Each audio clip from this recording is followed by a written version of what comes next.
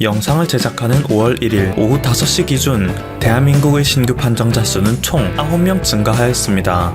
하지만 이 중에서도 무려 8명이 해외 유입 사례로 국내 신규 발생 사례는 단 한 건밖에 안 되는데요.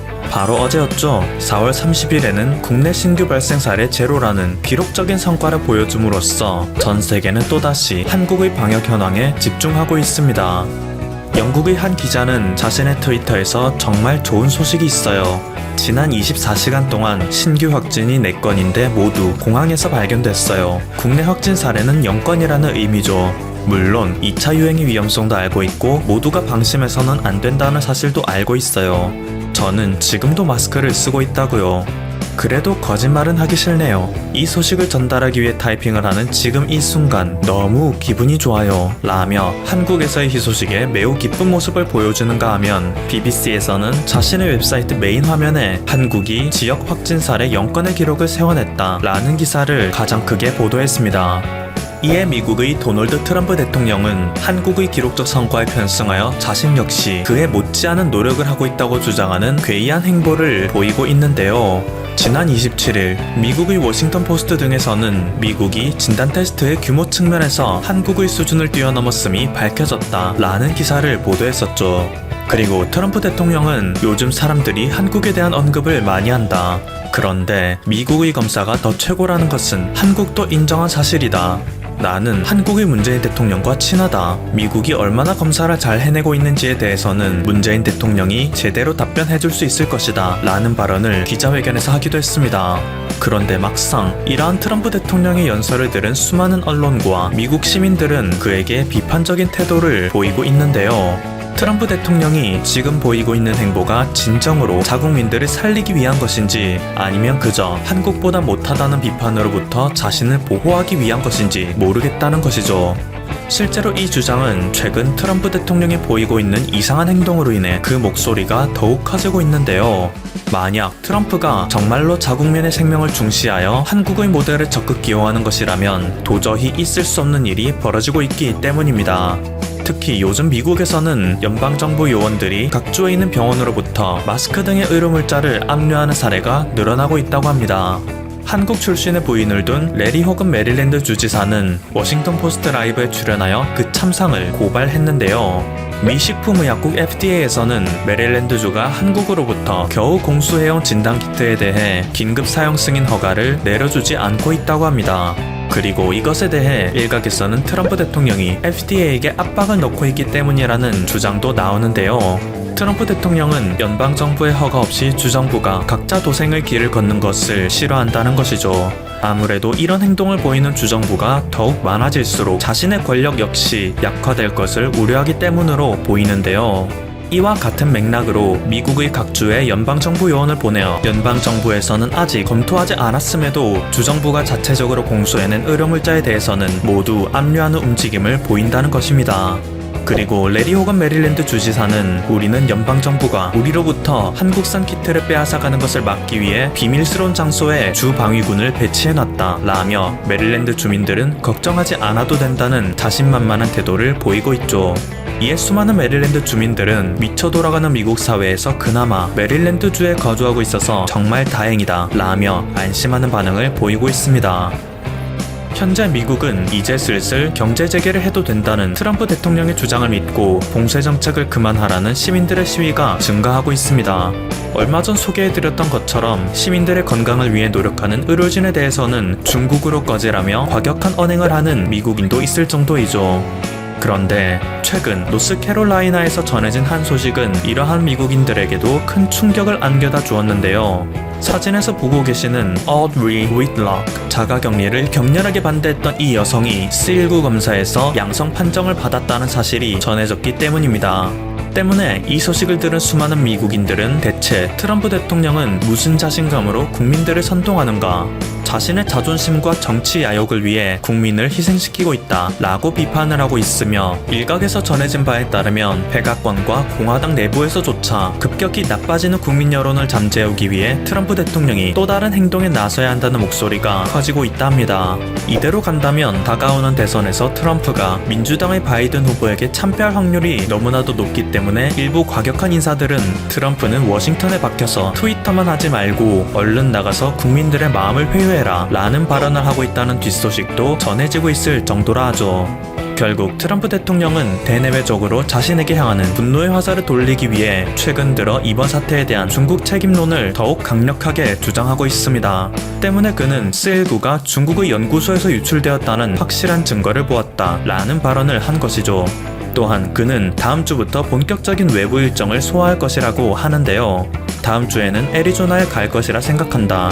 오하이오에도 역시 곧 가기를 희망한다.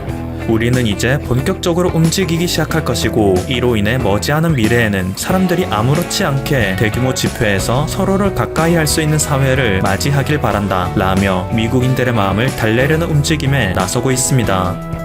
지금까지 퍼플튜브였습니다. 여러분의 구독과 좋아요 그리고 알림 설정은 콘텐츠 제작에 큰 힘이 됩니다. 서두에도 말씀드린 것처럼 자유북한운동연합의 박상학 대표가 드디어 시동을 걸었습니다. 전 세계가 지금 김정은의 유고설과 사망설에 시끌시끌하고 있는 가운데 박상학 대표가 지성호 당선인과 태영호 당선인에 대한 소식을 대북 전단으로 북한에 날려보냈습니다. 앞선 방송에서도 말씀드렸던 것처럼 4월 25일 조선일보는 박상학 대표가 처음으로 드론을 향해서 평양에 대북 전단을 보냈다라는 소식을 전해드렸을 겁니다. 자유북한운동연합 박상학 대표는 경기 파주에서 평양 시내까지 드론을 통해 대북 전단 1만여 장을 24일 드론으로 날려보냈다고 조선일보가 보도를 했습니다. 조선일보는 이어서 자유북한운동연합 관계자는 이날 통화에서 지난 9일 밤 파주에서 평양을 목적지로 하는 드론 한 대를 띄웠으며 대북 전단 1만여 장을 살포했다고 말했다며, 단체 측은 GPS로 추적해서 드론이 평양 시내까지 정상적으로 비행한 것을 확인했다고 주장했으며, 이 같은 주장이 사실이라면 민간에서 드론을 북한 지역으로 보낸 첫 사례다라고 조선일보는 전했습니다. 박상학 대표는 저에게 오늘 자료를 보내면서 보도자료에 왜 이번에 대북전단 50만 장을 보내게 됐는지 소상하게 전해왔습니다. 박상학 대표는 보도자료에서 자유북한운동연합 7명의 회원들은 4월 30일 22시경 인천시 강화군 모초에서 꽃제비 지성호 공사 태영호 국회의원 내다라는 제목의 대북전단 50만 장과 소책자 500권, 1달러 지폐 2000장, USB 1000개, SD카드 1000개를 20개의 대형 에드걸로 보냈으며, 1996년 북한에서 소위 고난의 행군이라는 전대미문의 가난과 굶주림 속에서 방황하던 꽃제비 소년 지성호는 한 다리와 팔을 잃고도 목발을 위지해 2006년 압록강을 건너 중국과 베트남 등 세계국 수만리를 넘어 자유를 찾아온 탈북 청년의 상징이고 북한 인권 운동가이다 라고 전하고 있으며, 태영호 공사 역시 북한 노동당의 외교 전사로 주 영국 주재 북한 대사관에서 공사로 근무하던 중 온 가족과 함께 대한민국으로 귀순한 엘리트이다 라고 박상학 대표는 보도자료에서 소상하게 밝히고 있으며, 계속해서 박상학 대표는 북한 정권은 이들을 인간 쓰레기, 민족 반역자라고 하지만 자유 대한민국은 이들을 북한에서는 상상할 수 없는 최고 입법기관 국회의원으로 만들어 주셨다며, 특히 꽃제비 불구소년이 국회의원이 된 사실이 북한 인민들에게 알려지면 진정한 인민의 나고 자유민주주의 대한민국이 어떤 것인지 직감하게 될 것이라며, 이러한 진실을 알리는 것은 탈북민들의 사명감이고 위무이기에 자유북한운동연합은 앞으로도 대북전단을 북한으로 계속 보낼 것이다 라고 전해왔습니다. 북한 꽃제비 출신으로 국회의원에 당당하게 입성을 한 지성호 당선인과 전 영국 주재대사 태영호 공사의 소식은 자유북한 방송도 소상하게 전했습니다. 4월 21일 자유북한 방송은 태국민 후보 태영호 당선인과 지성호 당선인이 이 대한민국의 국회의원으로 당선된 소식이 지금 북한 내부에 있는 또 북중 국경에 있는 무역상들에게 소문의 서식에 이어서 평양으로 퍼지고 있다며, 특히나 북한의 최하층 꽃제비 출신이었던 지성호 당선인이 북한의 최고인민위원회 대의원에 해당하는 남조선 국회의원이 되었다는 소문은 처음에는 연비어로 돌다가 실제 지성호가 대한민국 남조선의 국회의원이 되었다라는 소식은 북한의 꽃제비들에게 센세이션한 반응을 일으켰다라고 자유북한방송의 김성민 대표도 소상하게 밝힌 적이 있으며, 저의 통신원들도 지금 현재 꽃제비들 속에서는 지성호 당선인의 소식들이 파다하게 퍼지고 있으며, 어떻게 북한의 최하층의 삶이었던 꽃제비 출신 그리고 불구자인 장애인인 지성호 당선인이 어떻게 남조선에 가서 국회의원이 될 수 있냐며, 그거에 대해서 소문의 진위 여부를 떠나서 북한에서는 한마디로 이거에 대해서는 진짜 남조선이 희한한 나라다 라며 제 개인 소식통도 대한민국의 우월성에 대한 메시지를 보낸 적이 있습니다. 자유북한운동연합의 박상학 대표는 저와의 인터뷰에서 앞으로 대북전단은 더더욱 진화가 될 것이며 드론을 통한 대량의 시대를 열겠다. 나아가서 그 드론을 통한 대량의 시대를 열기 전에라도 계속해서 에드벌룬 대형 풍선을 통한 대북전단은 이제 살포가 시작이다라고 이야기했습니다. 박상학 대표가 주장한 이야기의 핵심은 무엇이냐?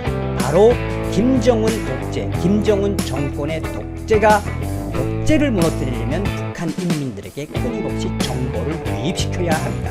갑작스러운 김정은의 유고와 맥주산 혈통의 이 북한의 정권 장악은 매우 위험하다. 대북 풍선과 전단을 통해서 북한 인민들에게 투쟁 의식을 고취해야 한다. 나아가서 북한 스스로가 북한의 김정은 독재 정권에게 항거할 수 있는 세력을 만드는데 대북 전단이 가장 중요하다. 나아가서는 여러분들께서 박상학 대표에 대한 지지와 성원도 저에게 부탁을 했습니다. 아무쪼록 이번 시간에는 이 지성호 당선인과 태영호 당선인의 소식을 대북전단 50만 장에 달아서 북한으로 날려보낸 자유의 투사, 행동하는 투사 박상학 대표의 소식을 속보로 전해드렸습니다.